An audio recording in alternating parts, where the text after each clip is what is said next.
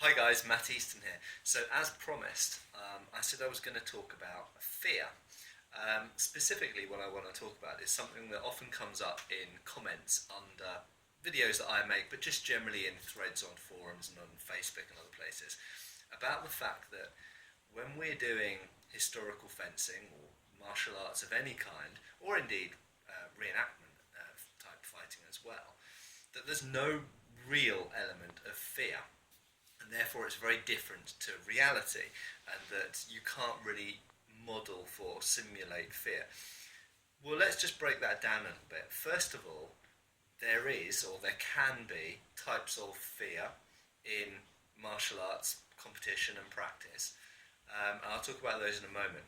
But also, I do completely agree fundamentally that you can't necessarily really simulate real fear, not life or death kind of fear that you would feel from a duel with sharp blades, or if someone attacks you in the street with a knife, or even domestic violence type fear.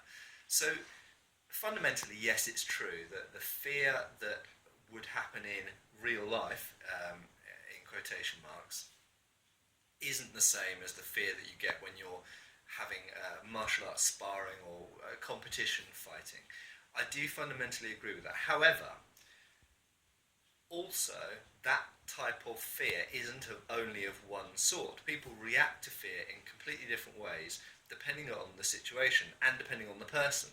So if one person gets attacked in the street by someone with a knife, they might feel and react to the fear completely differently to how someone else might react to it. Equally, that same person, person number one, might react to it differently on Friday to how they react to it on Thursday or on Tuesday, depending on how tired they are, whether they've been drinking, whether they've got lots of food, what kind of mood they're in, whether they're with friends or whether they're alone, whether it's nighttime, whether it's daytime. There are so many parameters that change how you deal with fear and how you experience fear. So firstly, how the fear actually appears to you, but then also how your body and your brain processes that fear, and then what you do about it, whether you run away, whether you panic, whether you freeze, whether you go into full out red haze and kill mode, is completely different for different people in different situations at different times, even at different points during the same day. So that's the first thing. Fear isn't a fixed monolithic thing. It is different all the time for different people in different situations. Now, looking at martial arts and fear, yes, it is true that you don't usually in martial arts practice feel life or death fear. However, if we look at something like, let's take Battle of the Nations. So there have been some discussions on our Facebook recently about this kind of like so-called full contact steel reenactment fighting system that's become quite popular in Eastern Europe and is getting some exposure at the moment on TV and on the internet. And definitely, I think there are people who do that type of fighting definitely experience some degree of fear, or not. I won't say all of them do, but some people must have to deal with fear from being injured. So certainly, and that's true in other martial arts competing environments. In HEMA, there are certain tournaments you can go to which are quite rough and tumble. And if I were competing in a longsword tournament at Swordfish, for example, in Sweden, I would have some fear of injury. One of my friends and colleagues, Rob Runacres, was in a rapier tournament this very weekend and got his thumb split open down to the bone by a rapier.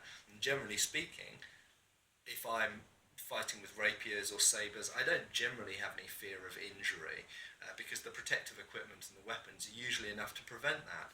But even, it just goes to show, even with rapier and even with modern safety equipment, you can get nasty injuries sometimes. So there is an element of fear of harm, damage to your health.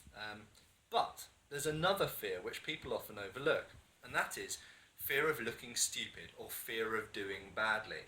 And in actual fact, I would argue that in most martial arts competitions, in HEMA or kendo or whatever, eskrima, any martial art you want to talk about, or even MMA, of course, where MMA there is a fear of injury as well, probably. Um, But there is equally a fear of just looking like a dumbass, basically, of not looking as good as you think you should.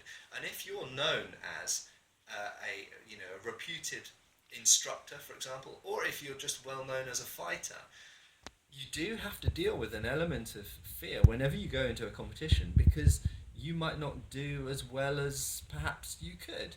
And, for different people and maybe on different days, that fear is slightly different. It might be a fear of looking stupid in front of your peers, or it might just be a fear of letting yourself down, or letting your team down, or letting your country down.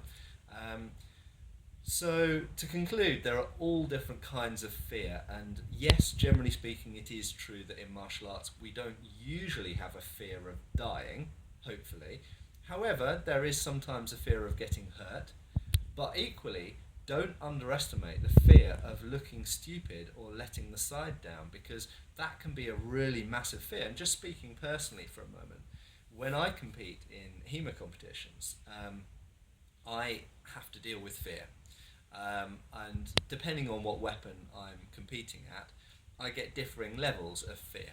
If it's, for me personally, it's a question of looking stupid, I think is my biggest fear. And if I'm competing with a weapon that I'm known to teach and known to be, reasonably competent at, I feel heightened levels of fear. And in actual fact, in the early days when I was known more as a longsword instructor, one of the reasons I enjoyed competing at sabre and backsword so much was because I had no reputation attached to sabre or backsword in those days. So I could go into a sabre or backsword tournament, and it was relaxing for me. I could enjoy it. I could fight as well as I could, and if I did well, that was great. If I didn't do well, it didn't matter that much. And for that very reason, I think that I probably did better because I was relaxed. And I personally feel that for me, I'm not. I know it's not the same for everybody, because some people really feed off adrenaline. But for me personally, I think I always fight best when I'm relaxed. So if I'm competing in a weapon where I've got more at stake, more reputation at stake, or where I know that there's lots of people watching, for me it's much, much harder. And the way that I deal with the fear usually is trying to force myself to stay relaxed and remind myself it's not life and death, it's not that important. If I don't do well this time, it doesn't matter, there'll be another time after that. So for me, dealing with fear is about staying calm. And in a life or death situation, staying calm, I think for many people is a good piece of advice and something good to do. So there we go. There's some thoughts about fear, and it is present in martial arts in different forms. And learning to deal with fear, even though it's different types of fear, is a skill in itself. And people who fight in a lot of competitions, I would say on average, are probably better at dealing with adrenaline dumps and adrenaline rush, and dealing with fear in general, whether it's on the street or in war or in a competition. I think if you can manage your emotions and channel them into efficient fighting, then that's probably a good thing. Cheers, guys.